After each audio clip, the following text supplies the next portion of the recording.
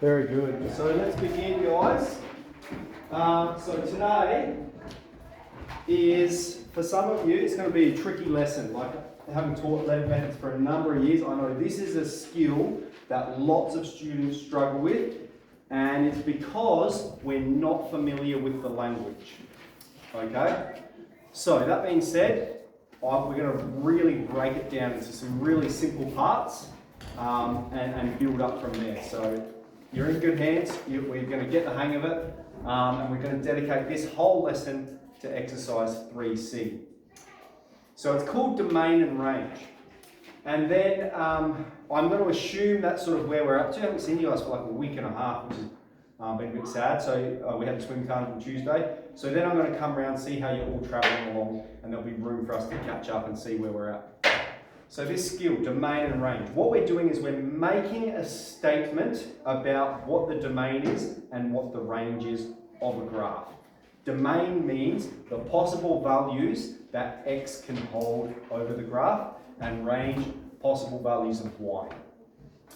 Other than that, just some other sort of graphical significance. If it's coloured in, it means including that point.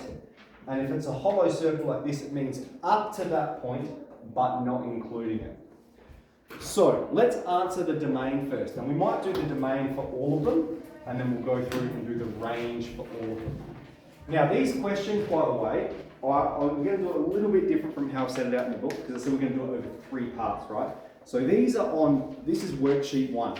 And we're going to do together question 1, 2 and 4. And so worksheet 1 is, I need to put numbers on the pages. Worksheet 1, just turn the page after the examples. It's called worksheet 1. And you can see there's question 1, there's question 2. There is a question 3, but I've sketched up question 4. Alright, so there's a space there for you to write the domain and a space there for you to write the range. So domain, possible values of x. We always start with the point furthest to the left. And we say on this whole function, on this whole line, what is the x coordinate that's furthest to the left? -1. -1 is the x value that is furthest to the left. So that's what we start with, -1. And this point is included. Okay? So first we draw an arrow, alright, that's the less than symbol, -1, less than. This point is included, which means it's less than or equal to. We have to draw the line underneath, which tells us it exists at that point. Now, what are we doing first? Domain. Domain is x values. So we have -1 is less than or equal to x.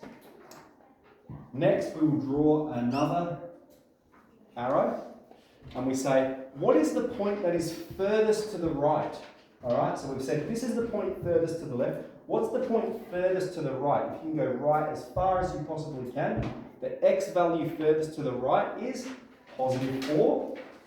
And again, that point is included. So we'll underline it there. All right, it's included. And so what this statement means is, on this function, x exists and occurs between -1 and +4. Okay? Let's move on to the next one. We're just going to do domain for all of them first, and then we'll come up with range. Okay, point furthest to the left for x, coloured in, -5. So -5, less than or equal to x. With the blue line under it? Yep, line underneath the arrow, because it's coloured in. And then what's the x value furthest to the right? It is +5. Okay? And it is not coloured in, which means we don't put the line underneath. It goes up to that point, but it doesn't exist there. Okay, so there's the tip. If it's coloured in, you use less than or equal to. If it's not coloured in, you just use less than. Okay. Next one here on 4, we're looking for the x value furthest to the left. All right. Now, that's both of these points, isn't it? Both of them are furthest to the left, all right? At x is -2, and neither of them exist at that point. So our x value that's furthest to the left is going to be -2. It's not coloured in, so we don't draw the line underneath it. Okay? How about, who wants to say, what's the x value furthest to the right? 2. Very good, okay? If you're going along this whole function, the x value that's furthest to the right is going to be here, 2, and it's a bit unclear about whether it exists there or it gets infinitely close to it. We're just going to say, yep, it exists there. If we're unsure, we're going to say it exists at that point, okay? So the x value furthest to the left was -2, the x value furthest to the right, +2. Okay, so domain, those are the questions you're asking yourself, Noah. What's the point furthest to the left? What's the point furthest to the right? Okay, let's get on to range.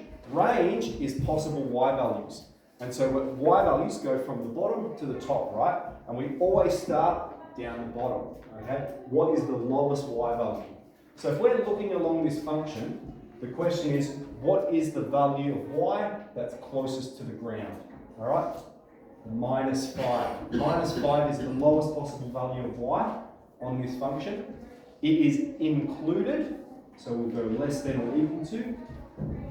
Range is talking about y. Why? Because it's y. All right, because it's the variable y. Range is about our y-axis. Okay, so domain we were using x, for range we're using y. And so we said the lowest value is -5. What's the highest value? +5, included. Okay, so we've got -5, less than or equal to y, less than or equal to 4. Less than or equal to +5. Alright, so we're looking at the y values. Very good, on to the next one. Okay, same question. Lowest possible value of y. So it's which point along this curve is closest to the bottom? It's over here. And it is y is -2. And it's not included, so we're not going to underline our arrow pointing to the left. Arrow's always pointing to the left. All right, always pointing to the left. Not included, so we're not putting the line underneath it. -2 less than y, and then the highest value of y, the highest you can possibly go on this function, +2, so we'll include that point. So that's our range. And then for the last one over here, lowest value of y, -1, not included. Highest value of y, +3, included. Okay, so domain, left to right, range, bottom to top. So we're going to start, hopefully that was sort of okay. Maybe you're looking at going, gee, that's such a cheese, you know, why are we going over it, stressing it so much? This is very important for the next part, where we start to carry these a little bit further. So, all I want us to do is spend 5-10 minutes finishing off worksheet 1. Okay, so you don't need to pull your textbooks out. You're going to work on worksheet 1. The textbook just jumps straight into some pretty complex problems. So we're going to build up the skill and then we can address it in the textbook. So I'll stop there. I'll give you guys a go and then we'll have a discussion.